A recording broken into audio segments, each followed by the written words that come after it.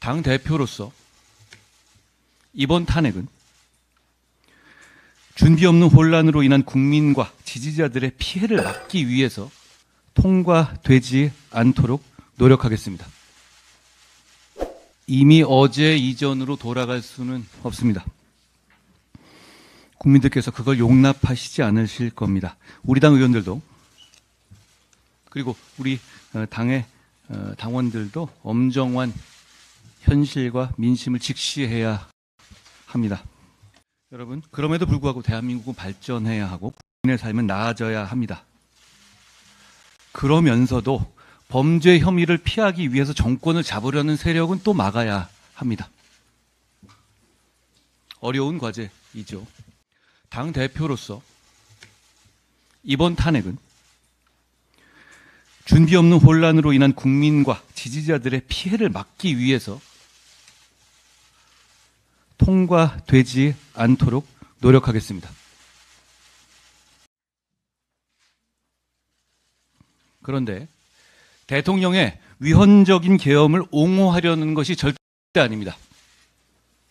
저는 계엄 선포 최초 시점부터 가장 먼저 이번 사태에 대한 국민의 분노와 애국심에 함께했고 앞으로도 함께 할 것입니다.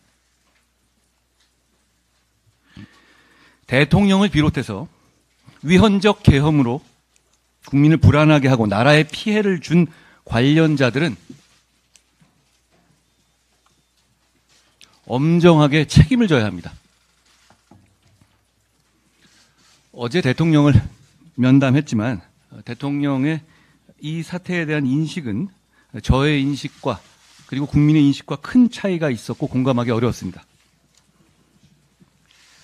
대통령은 민주당의 폭거 때문에 어쩔 수 없이 비상계엄을 한 것이다 라고 말씀하셨습니다. 민주당의 폭거에 대한 문제의식은 저는 같습니다. 그렇지만 민주당의 폭거는 극심하고 반드시 심판받아야 하지만 위법한 비상계엄을 합리화할 수는 없습니다. 일단 오늘 즉시 이번 사태에 직접 관여한 군 관계자들을 그 직에서 배제해야 합니다. 그래서 혹시 이런 일이 또 있을지 모른다, 또 이런 일이 준비될 수 있다라는 국민들의 불안을 덜어드려야 합니다. 이런 위법한 계엄에 관여하면 즉시 처벌된다는 것을 보여서 군을 안정시켜야 합니다. 그리고 당대표로서 대통령의 탈당을 다시 한번 요구합니다.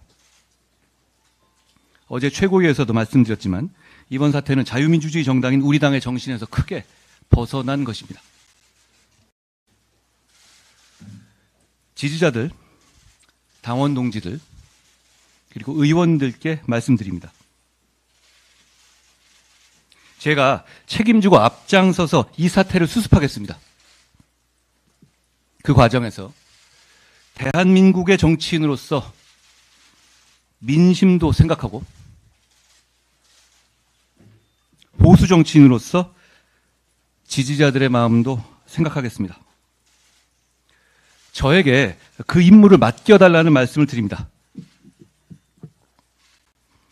정말 어려운 과제지만 국민만 바라보고 가겠다는 말씀 드립니다. 한 가지 좀 부차적인 것인데요. 주로 우리 당에서 의총에서 당론이 결정되는데 당대표가 사전에 알지 못하는 경우가 대부분입니다. 앞으로는 당대표에게 의총에서 당론이 결정되기 전에 당대표가 사전에 알아야 할 것이고 당대표가 의견을 낼 기회가 있어야 합니다. 매번 당대표 모르게 당론이 결정된다는 것은 저는 문제가 있다고 생각합니다.